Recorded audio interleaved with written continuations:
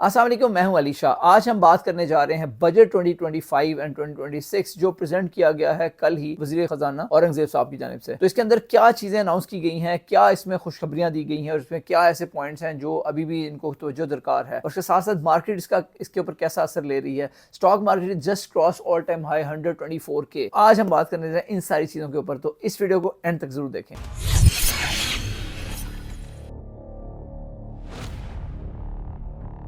तो आइए चलते हैं वीडियो की जानिब। तो जनाब, जो स्टॉक मार्केट है उसने बहुत पॉजिटिव असर लिया है जो बजट प्रेजेंट किया गया है। आइए बजट की जरा समरी की जानिब चलते हैं कि बजट में क्या क्या चीजें बताई गई हैं। नंबर 1, जो इसके अंदर जो जीडीपी ग्रोथ का टारगेट किया गया है वो 4.5% किया गया है फॉर द फाइनेंशियल ईयर 2026।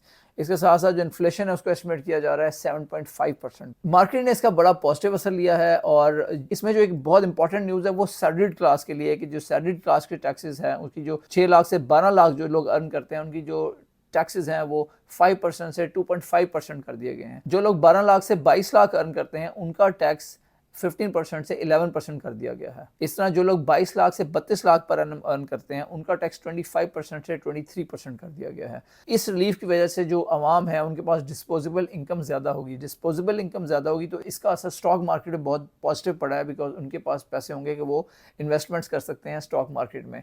इसी वजह से आप देख रहे हैं कि स्टॉक मार्केट ने बड़ा ज़बरदस्त ट्रेंड बनाया, और आज जो स्टॉक इंडेक्स है KSE 100 it has cross 124K, तो एक रिकॉर्ड है जो उसने ब्रेक किया है। इस तरह प्रॉपर्टी के लिए अच्छी खबर यह है कि प्रॉपर्टी की जो ट्रांसफ़र होती है उस पर जो विथहोल्डिंग टैक्स पड़ता है उसको कम कर दिया गया है। उसको डिफरेंट स्लैब्स में फ्रॉम 4% टू 2.5% कर दिया गया है। इसके साथ साथ जो 3.5% था उसको 2% कर दिया गया, और इसके अलावा जो 3% था उसको 1.5% करने की तजवीज़ दी गई है।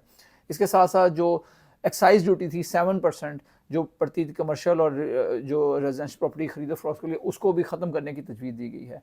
इसके साथ इस्लामाबाद की हदूद में जो प्रॉपर्टी है उसके ऊपर जो स्टैम्प ड्यूटी लगती थी 4%, उसको कम करने की तजवीज़ दी गई है टूवर्ड 1%, ताकि इस्लामाबाद में जो घरों की शॉर्टेज है उसको एड्रेस किया जा सके।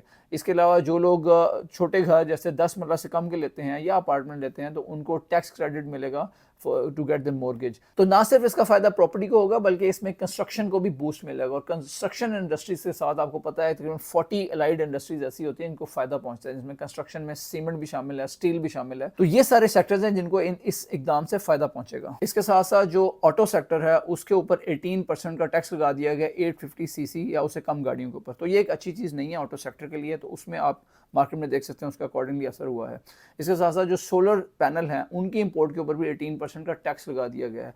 ये मेरे ख्याल में खुशाइन बात है, बिकॉज इससे जो ऑब्जेक्टिव अचीव करना चाह रहे हैं वो ये है कि जो लोकल सपोर्ट बाहर से इंपोर्ट करने के बजाय सोलर पैनल को लोकल इंडस्ट्री को फ़रोग दिया जाए और यहाँ पे ही बनाए जाएँ। तो I think if that is can be achieve तो ये बड़ी अच्छी चीज़ होगी। तो जनाब, ये बजट की इंपॉर्टेंट न्यूज़ थी, और मेरे ख्याल में ये बजट एक अच्छा खुशाइन बजट है। इसकी वजह से जो स्टॉक मार्केट है उसने भी अपना रिएक्शन शो कर दिया है। इकॉनमी के हालात काफ़ी बेहतर हैं। ब्लूमबर्ग ने भी कहा है कि जिस तरह ये बजट प्रेजेंट किया गया है तो आगे काफ़ी ज़्यादा उम्मीद की जा रही है कि फॉरेन डायरेक्ट इन्वेस्टमेंट भी आएगी। अगर हम सेक्टर वाइज बात करें तो प्रॉपर्टी के लिए बजट पॉजिटिव है। इसके साथ साथ जो कंस्ट्रक्शन के शोबे से मुंसलिक इंडस्ट्रीज़ हैं जैसे स्टील है, सीमेंट है और बाकी एलाइड इंडस्ट्रीज़ है, उनके लिए बजट पॉजिटिव है।